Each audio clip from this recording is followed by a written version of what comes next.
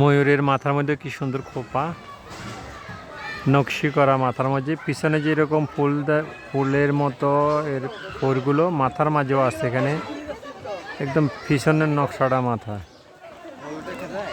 খুব সুন্দর একটা ময়ূর।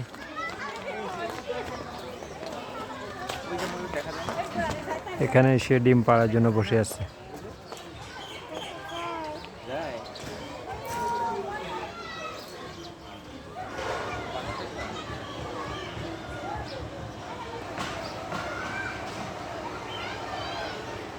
সে আমাকে দেখে বুঝতে পেরেছে, সেই জন্য সে মাথাটাও উঁচু করে বসে আছে। সে ভাবছে আমি তাকে ধরবো, আসলে আমি তাকে ধরবো না। সে আবার বুঝতে পারছে আমি তার কাছে যাব না।